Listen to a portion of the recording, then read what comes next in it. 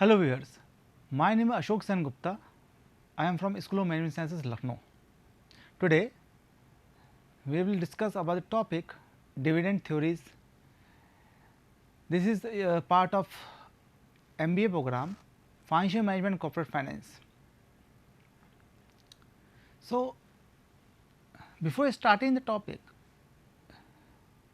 we must understand about the concept of dividend and why we going to understand this topic. So, dividend is an important part for all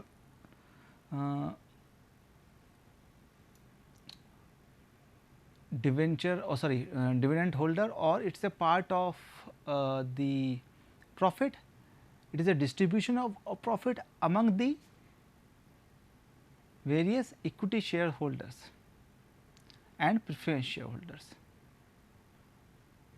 Every financial manager having its three roles: financial decisions, investment decisions and dividend decisions. So, in investment decisions, we understand about the in previous classes finance decision about cost of capital, capital structure, capital budgeting, we all understand. The third main function of financial manager is dividend decision, because sentiments of equity shareholders are very important.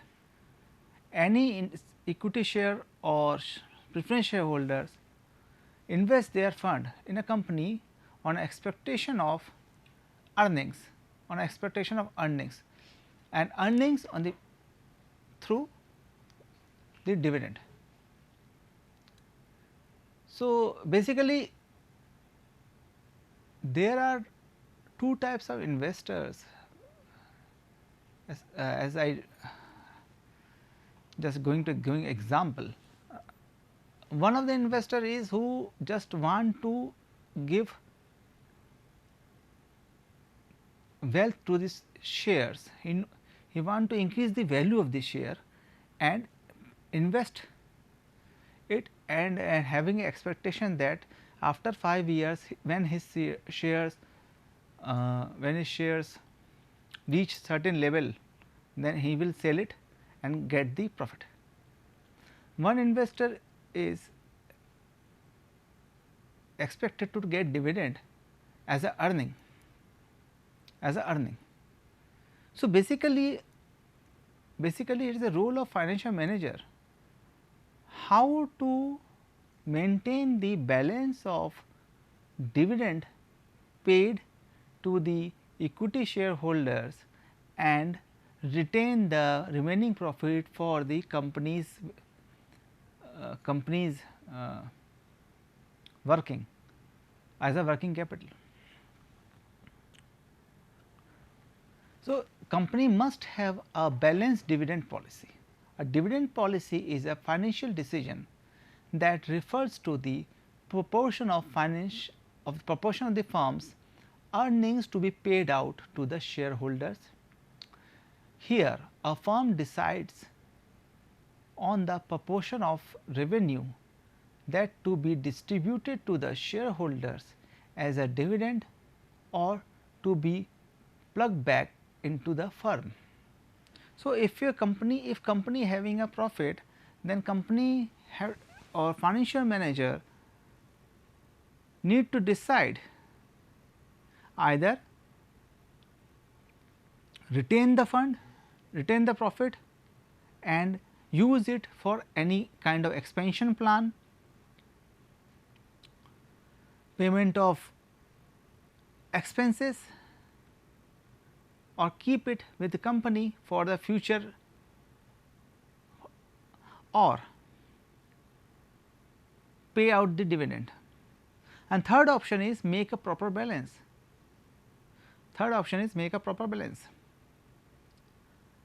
Between payout and the retention. So, that is payout ratio and retention ratio. If company gives 100% to the dividend, give the 100% to the debenture holder, the company do not have anything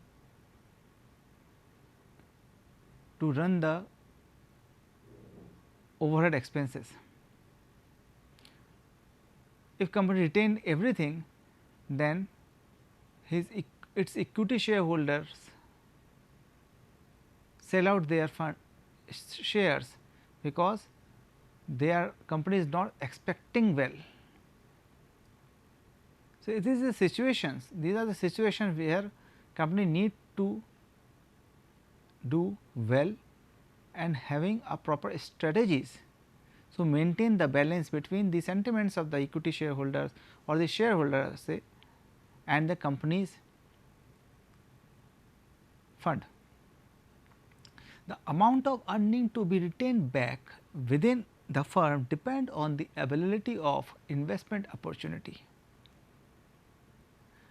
To evaluate the efficiency of the opportunity of an opportunity, the firms assess the relationship between R and K.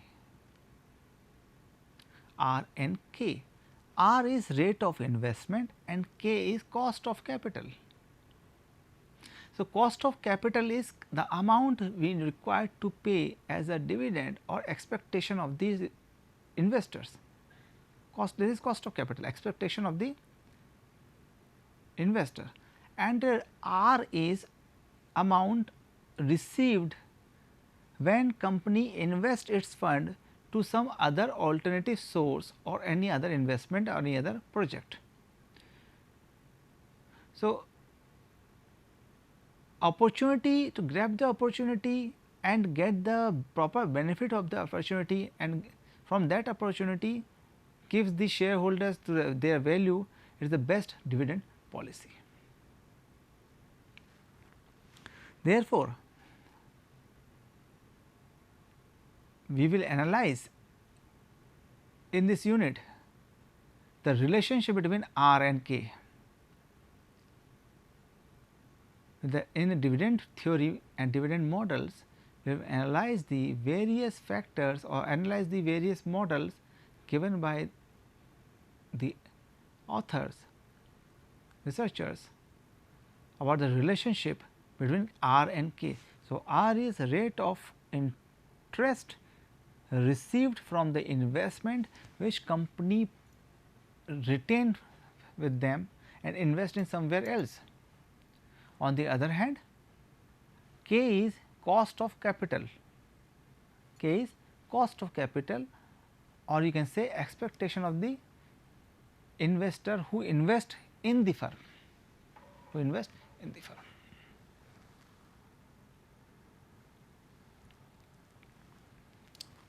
As per the dividend model, some practitioners believe that the shareholders are not concerned with the firm's dividend policy and can realize cash by selling their shares if required, while other believes that dividend are relevant and having bearing on share price of the firm. So, there are two theories, two theories, and the topic of this lecture is also dividend relevant. Relevance theory and irrelevance theory. So, relevance theory said there are impact on share prices, while other theory said there is no relationship between share pricing and dividend payout. Some practitioners said that shareholder realize their fund or money by selling their shares, but some said that proper dividend policy will give impact or effect on the pricing of the shares. So, dividend policy here are categorized into two parts, irrelevance theory and relevance theory. Irrelevance theory given by Modi and Gilani, Miller and Modi Gilani, also known as the Millen and Modigliani hypothesis. Relevance theory given by Walter model and Gordon model. So, this theory we will discuss this theory in other lectures.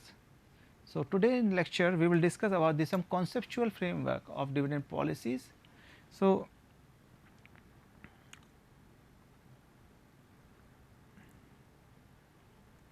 first we should understand the determinant of dividend policies.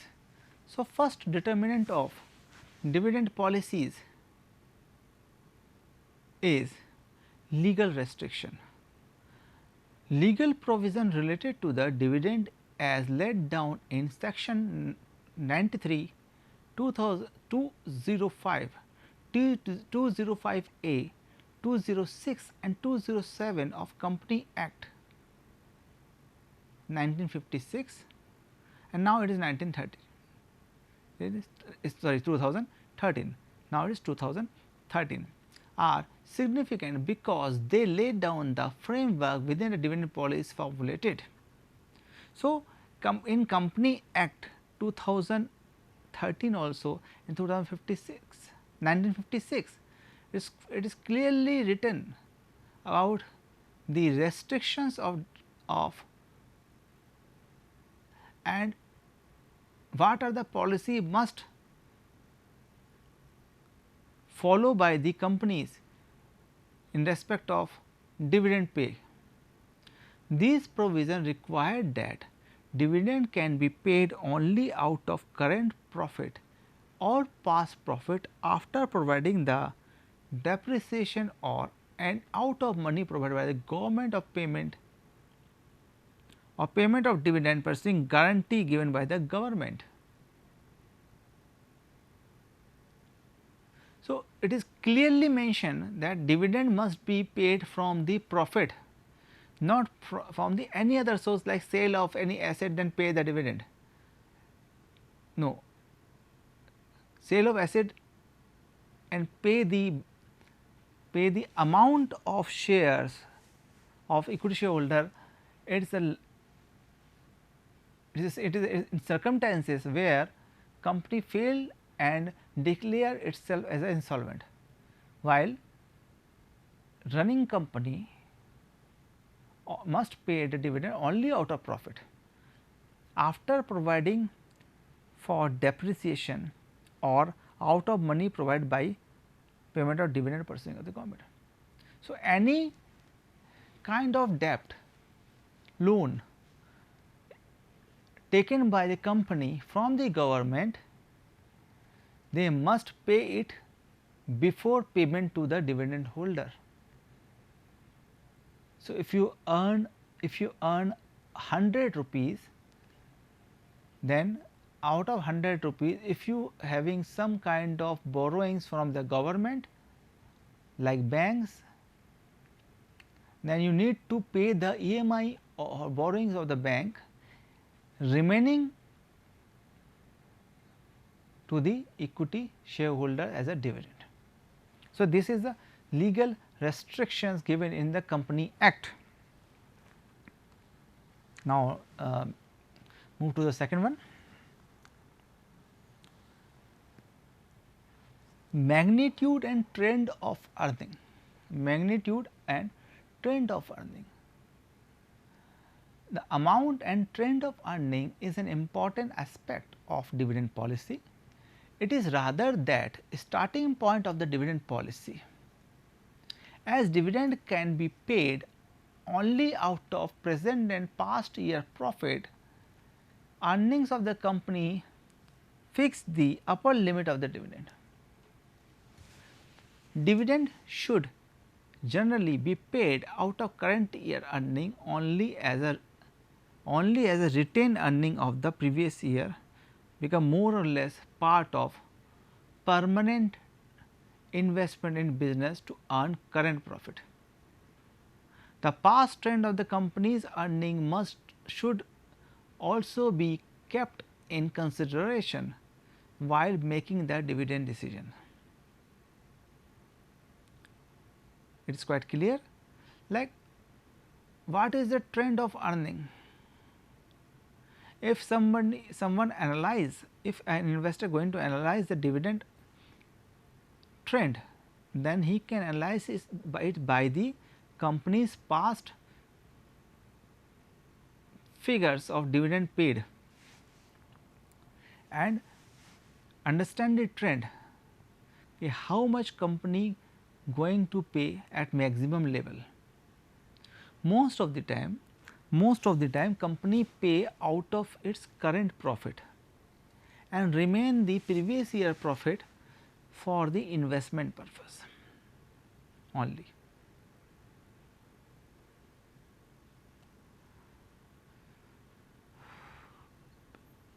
So, as an investor, if we want to invest in an existing company, not new company, in existing company, and want to purchase the share and interested in dividend earning. Some of the investors are interested to make profit by selling the shares, but some of shareholders expected the earnings. So, those who are expected to earn from dividend, they must understand the previous trend of dividend pay.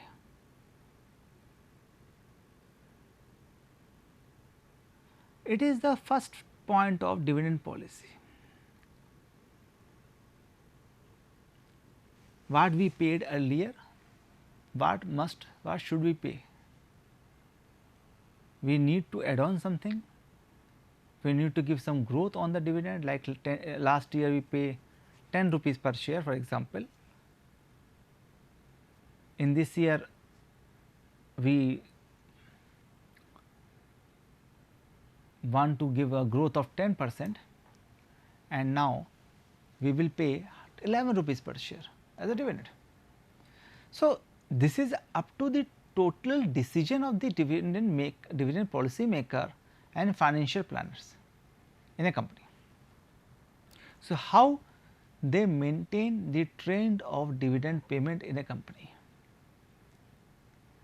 Too much fluctuation in trend also having a difficulty to retain the faith of the investors. Too much fluctuations like this one, एक साल ज़्यादा दिया अगले साल कम हो गया, फिर अगले साल ज़्यादा दिया फिर कम हो गया. सो इस साल अगर कम, पिछले साल कम था तो इस बार ज़्यादा होगा, लोग पैसा लगाएंगे, डिविडेंड पाने के बाद निकाल लेंगे. तो it will effect your share pricing also. So, people to retain the equity shareholder, for the long time, company also need to understand the various trend and maintain the trend properly.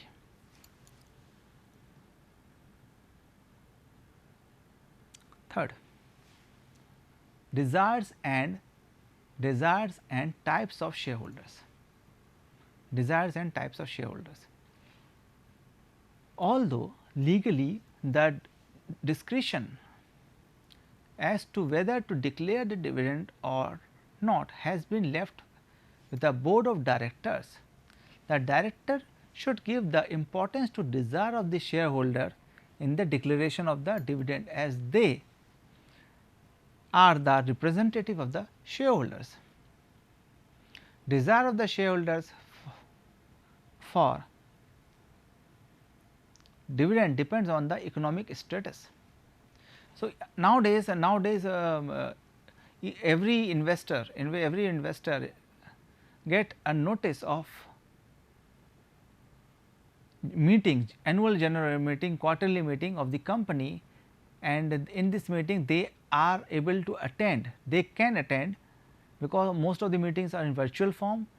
Investor get the user ID password through which they can join the meeting and see the overall discussions between the board of directors towards the benefit of the company, towards the equity shares benefit. So, normally retail shareholders, normally small shareholders do not have such kind of time to attend the meeting, but on behalf of that directors of the company, because they chosen by the shareholders, equity shareholders can have a rights to vote the directors at the selection of director. So, it is also on nowadays it is also on virtual mode. You can get the user ID password on internet. Through internet you can, like platform like Zoom or any other platform, you can join that and give the vote. Electronic voting also be there. So, as a director, if he represent the equity shareholder, they must understand the desire of the shareholder. The desire of the shareholders for dividend depend on the economic status. Investors such as retired person, widow, other economical weak person view dividend as a source of fund to meet the day to day living expenses. As I told you earlier, there are difference in investor to investors. Some need to accumulate a dividend, some need the dividend to meet the day to day expenses. Take example, any widow and she get the fund after the death of her husband. She put that fund in any investment or any equity share company and purchase the equity shares, and she expected that I have purchased the shares of such and such company, and every year I will get a limited amount as a source of income, additional source of income maybe, which helps to make better the livelihood. Same case in the retired person. On the other hand, wealthy investors is high income tax bracket not benefit to the current income dividend. So, those who have a high income bracket, they do not bother for the income bracket dividend, they need to increase their value of the shares. Next is nature of the industry. So, nature of the industry is depend what type of industry it is, automobile industry, FMCG, pharmaceutical, aviation, telecommunication, insurance, banking, etc., metal and minerals. So, nowadays during the pandemic, pharmaceutical companies, FMCG companies grows in compared to other. So, payment of the dividend also depend on the nature of the industry, because industry linked with the company, and when company grows, industry easily grow. So, it is also important on